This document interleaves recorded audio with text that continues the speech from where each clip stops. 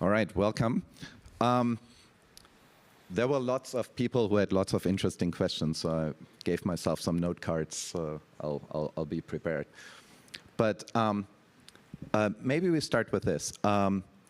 You have always been a deep learning maximalist, even very, very early on. What gave you the conviction to say, look, if you just push this to larger and larger models, we're going to see really unexpected, interesting behavior? What gave you the conviction that early on?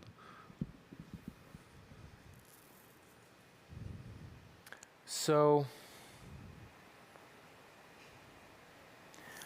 I claim that to get this conviction, that to believe that large neural networks can do amazing things, you need to have two beliefs. One of the beliefs is a little bit harder to get to. The other one is easier. So the easy belief is that the human brain is big. The human brain is big, and the brain of a cat is smaller, and the brain of an insect is smaller still. And we correspondingly see that humans can do things which cats cannot do, and so on. That's easy. The hard part is to kind of say, well, maybe an artificial neuron, the kind of neurons that we have in artificial neural networks, is not that different from a biological neuron as far as the essential information processing is concerned. So in other words, of course, the biological neuron is very complicated and it does so many different things. But when it comes down to it, you have signals in, signal out. Maybe it's a pretty, maybe you can explain a lot with a pretty simple artificial neuron. And if you just allow yourself to say, yeah, they're different, yeah, biological neurons are more complex, but let's just say, suppose they're similar enough. Then you say, yeah, okay, we now have an existence proof that large neural nets, all of us, can do all these amazing things. So the existence is there. Can we then somehow make it so? For that, we need to be able to train.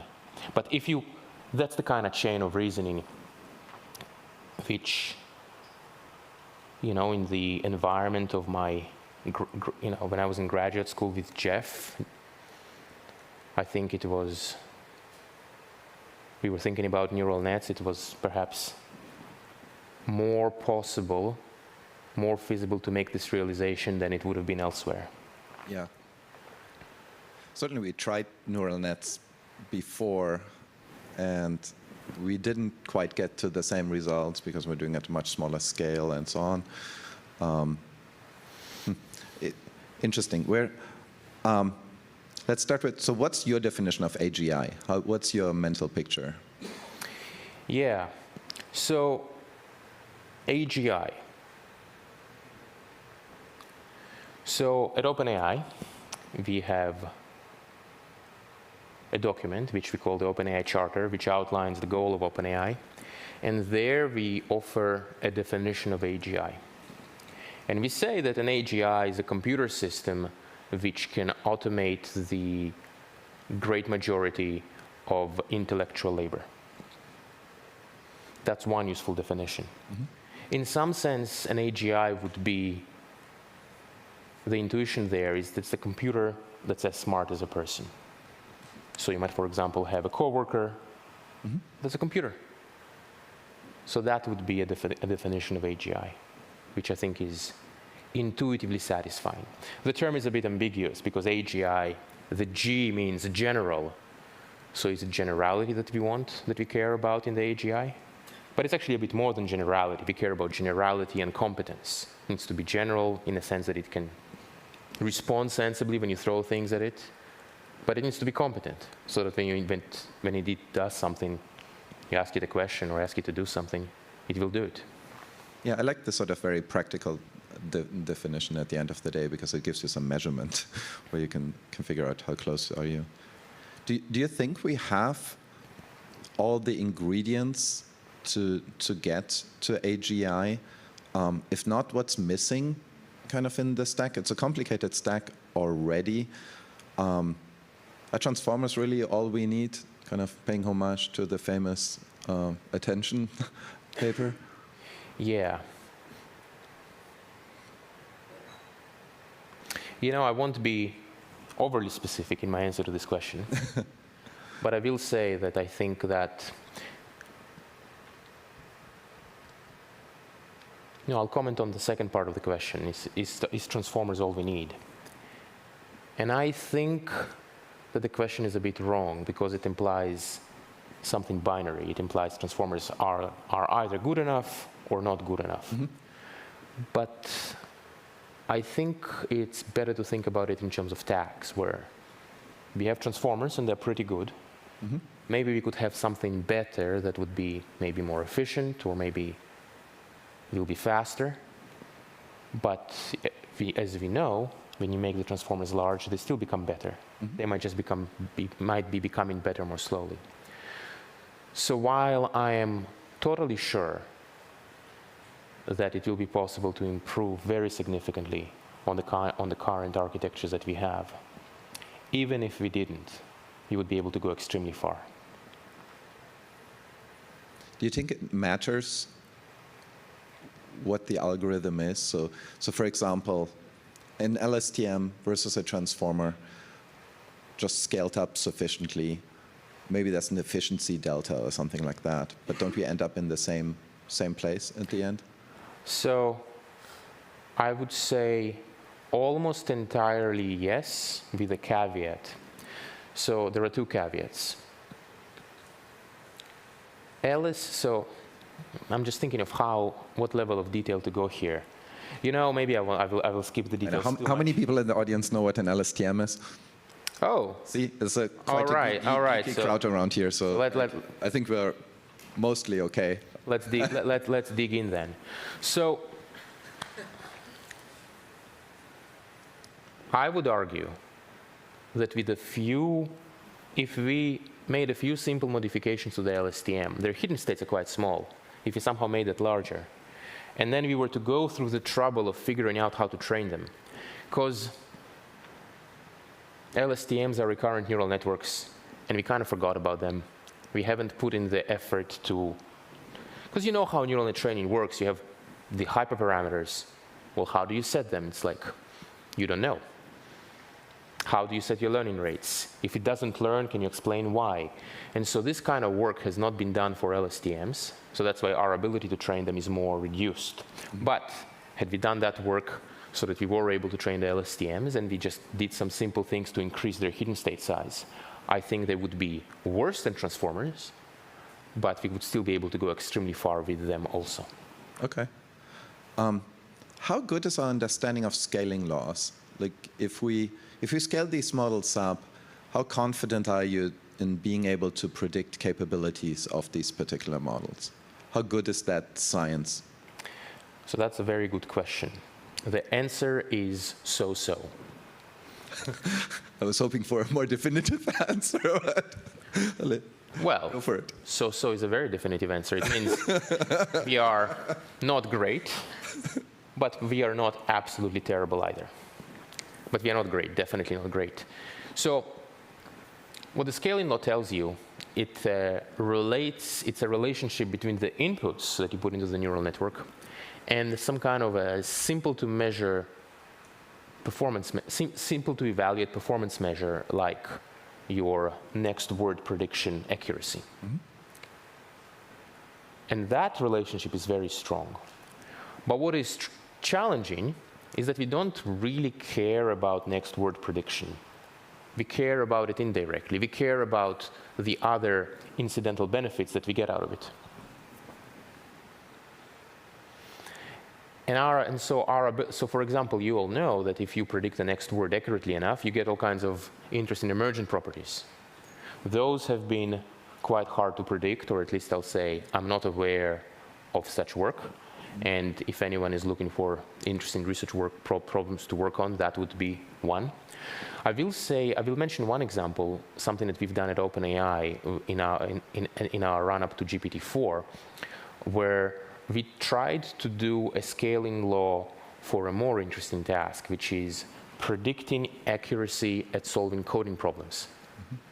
We were able to do that accurately, very accurately. And that's a pretty good thing, because this is a more tangible metric. It's an improvement over next word prediction accuracy as far as things that are relevant to us. So in other words, it's more relevant to us to know what the coding accuracy is going to be, ability to solve coding problems, compared to just ability to predict the next word. It still doesn't answer the really important question of, can you predict some emergent behavior that you haven't seen before? Okay. Speaking of these capabilities that are kind of emergent capabilities, which one surprised you the most as these models scaled? What was the thing where you said, like, well, I'm kind of astonished these models can do this? It's a very difficult question to answer, because it's too easy to get used to where things are. So there definitely have been times when I was surprised, but you adapt so fast. It's kind of crazy. I think maybe the big surprise for me is, it may sound a little odd, probably to most people in this audience, but the big surprise for me is that neural networks work at all.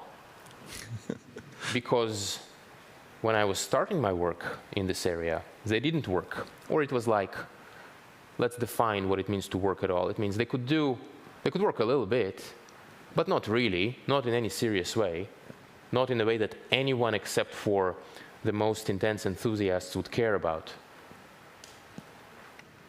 And so now we see, yeah, like those neural nets work. So I guess the artificial neuron really is at least somewhat related to the biological neuron, or at least that basic assumption has been validated to some degree.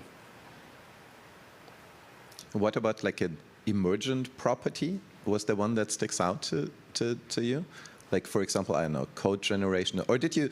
Maybe it was different in your mind. Maybe you just once you saw like, hey, neural nets can work and they can scale.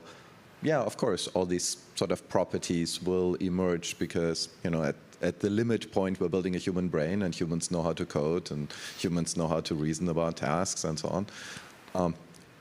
Did you just expect all of that, or did? I've definitely been surprised, and I'll mention why. Because the human brain can do those things, it's true.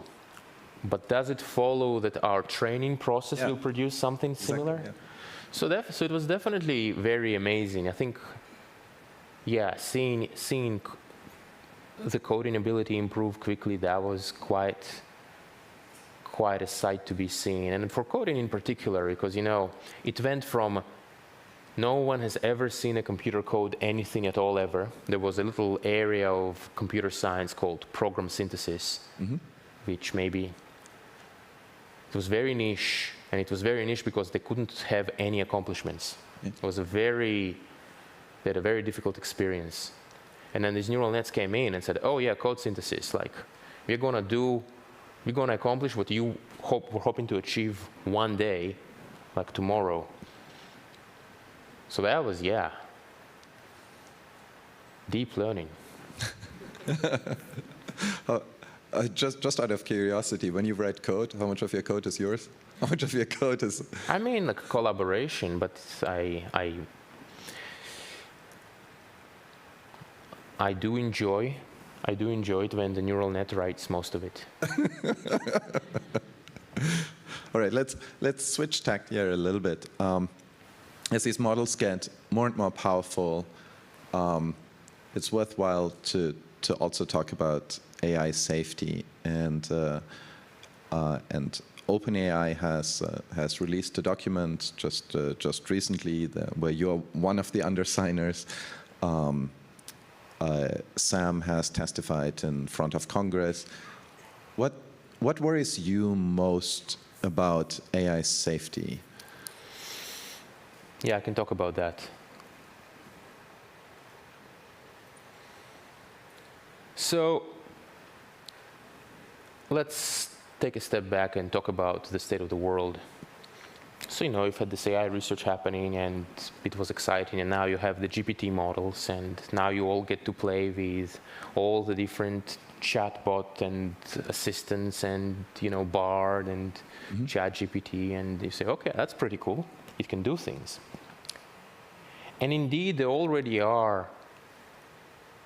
You can start perhaps worrying about the implications of the tools that we have today. And I think that it is a very valid thing to do. But that's not where I allocate my concern. The place where things get really tricky is when you imagine fast forwarding some number of years, a decade, let's say. How powerful will AI be? Of course, with this incredible future power of AI, which I think will be difficult to imagine, frankly. With an AI this powerful, you could do incredible, amazing things that are perhaps even outside of our dreams. Like if you can really have a dramatically powerful AI.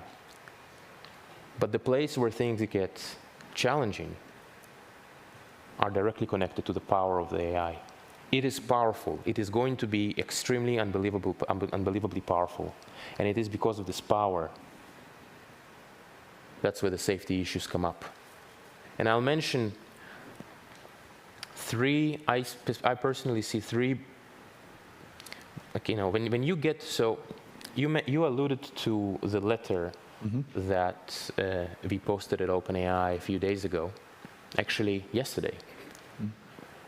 About about some ideas that we think would be good to implement to navigate the challenges of superintelligence. Now, what is superintelligence? Why did we choose to use the term superintelligence? The reason is that superintelligence is meant to convey something that's not just like an AGI. With AGI, we said, well, you have something kind of like a person, kind of like a coworker. Superintelligence is meant to convey something far more capable than that. When you have such a capability, it's like, can we even imagine how it will be? But without question, it's going to be unbelievably powerful. It could be used to solve incomprehensibly hard problems if it is used well. If we navigate the challenges that superintelligence poses, we could radically improve the quality of life. But the power of superintelligence is so vast. So the concerns. The concern number one has been expressed a lot, and this is the scientific problem of alignment. You might want to think of it from as an analog to nuclear safety.